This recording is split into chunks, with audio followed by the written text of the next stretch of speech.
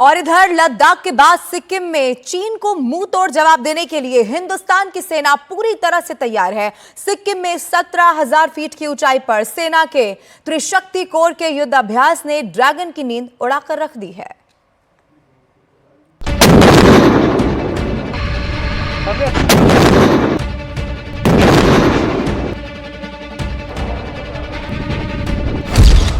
चीन बॉर्डर पर हिंदुस्तान का शक्ति प्रदर्शन। एंटी टैंक गाइडेड मिसाइल ने बरसाई आग। 17,000 फीट पर गरजी भारतीय मिसाइल। हिंदुस्तान की मिसाइल से टेंशन में है ड्रैगन। चीन को हर मोर्चे पर मुंहतोड़ जवाब देने के लिए हिंदुस्तान की सेना तैयार है। भारतीय सेना ने सिक्किम में 17,000 फीट की ऊंचाई वाले क्षेत्र में anti tank guided missile training exercise की है। सेना की तरफ से युद्धाभ्यास की तस्वीरें भी जारी की गई हैं, जिसमें सेना की anti tank guided missile border पर आग उगलती दिखाई दे रही है। सेना ने यह अभ्यास सिक्किम के सुपर हाई एल्टीट्यूड एरिया में किया है। सेना के त्रिशक्ति कोर ने इस अभ्यास को एक मिसाइल एक टैंक का नाम दिया है। इस अभ्यास में ईस्टर्न कमांड के मैकेनाइज्ड और इन्फेंट्री यूनिट ने भी हिस्सा लिया। दावा किया जा रहा है कि हाई एल्टीट्यूड एरिया में भारत और चीन के बीच अगर कभी जंग हुई तो लद्दाख के बाद सिक्किम में ही दोनों सेनाओं के टैंक और बख्तरबंद गाड़ियां आमने सामने होंगी। और इस परिस्थिति में भारत की एंटी टैंक गाइडेड मिसाइल चीन की बख्तरबंद गाड़ियों और टैंक के लिए काल साबित होगी।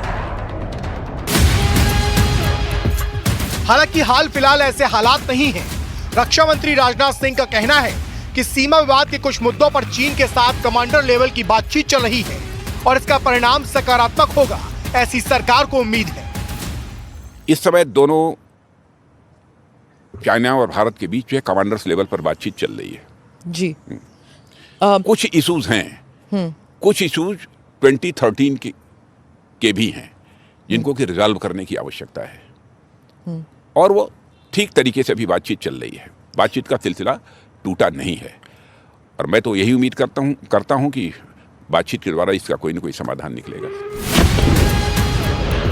कमांडर लेवल की बातचीत के साथ साथ चीन बॉर्डर से लगे अपने इलाके में लगातार इंफ्रास्ट्रक्चर बनाने में जुटा है, जिसके जवाब में भारत ने भी अपनी तैयारी तेज कर दी है।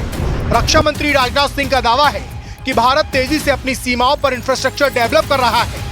देखिए, एलएसी के उस पार जो उनकी जमीन है उस पर वह कोई कंस्ट्रक्शन करते हैं अथवा कोई चौकी बनाते हैं, तो इस संबंध में मैं क्या करूंगा?